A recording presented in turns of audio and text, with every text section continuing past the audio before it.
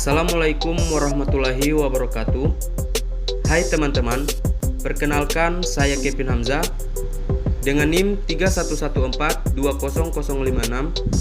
Saya merupakan mahasiswa aktif kelas B semester 3 jurusan Pendidikan Bahasa dan Sastra Indonesia, Fakultas Sastra dan Budaya, Universitas Negeri Gorontalo.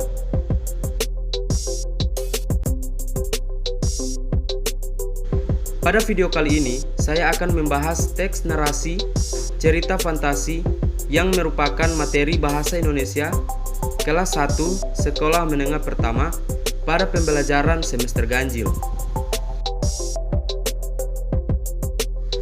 Di sini juga saya akan membahas kompetensi dasar 4.3, yaitu menceritakan kembali isi teks narasi cerita fantasi.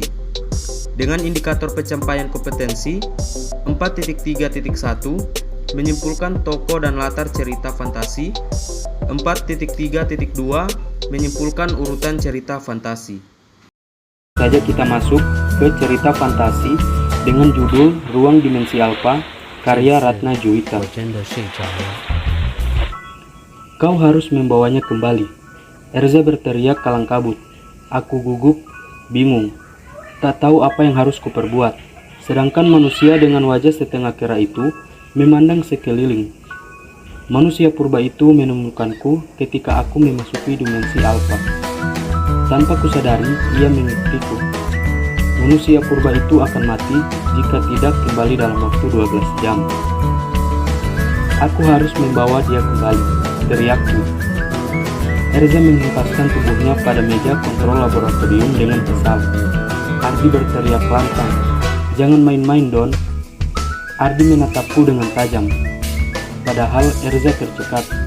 Aku tahu, kita tinggal punya waktu 8 jam. Aku terus berusaha meyakinkan sahabat-sahabatku. Jika kamu mengembalikan manusia purba melebihi 8 jam, berarti tamat riwayatnya. Kembali Erza dan Ardi menatapku tajam. Aku mengotak-ngatik komputer Luminaku dengan cepat.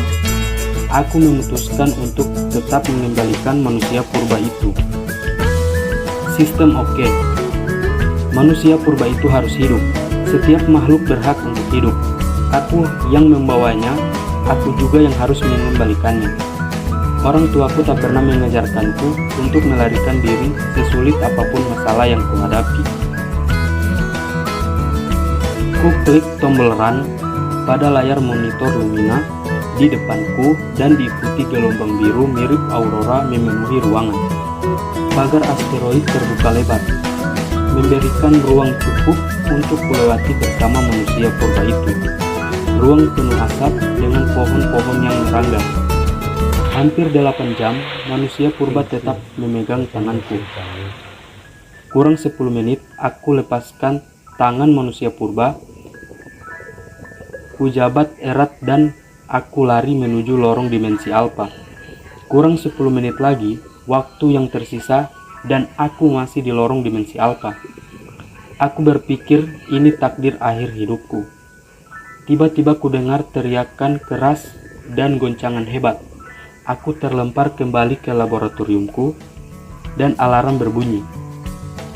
Gelombang dimensi alfa semakin mengecil. Badanku lemas, seakan rontok semua sendi-sendiku. Aku mengada dan kulihat sahabat-sahabatku mengelilingiku. Semua alat di laboratorium ini pecah berantakan. Tinggal laptop Luminaku yang masih menyala. Ardi, maafkan aku. Maaf telah merusak laboratorium untuk penelitian ini, kataku menggibah. Gak apa-apa, asalkan dirimu bisa selamat. Ardi memelukku dengan erat.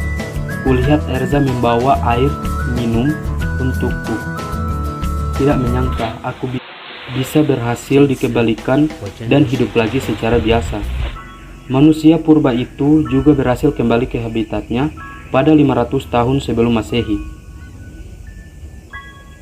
Aku dapat melihatnya dengan jelas di layar laptop. Manusia purba itu tersenyum sambil melambaikan tangan ke arahku.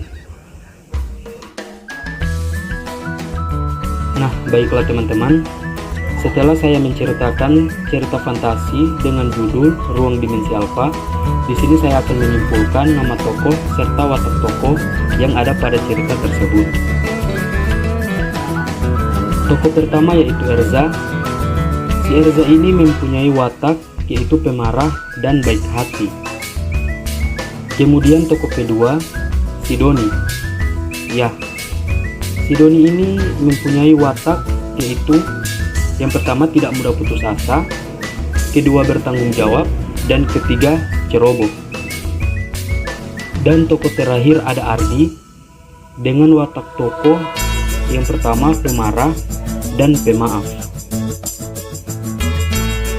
Nah, itu tadi watak dari tokoh-tokoh pemeran cerita fantasi Ruang Dimensi Alpha.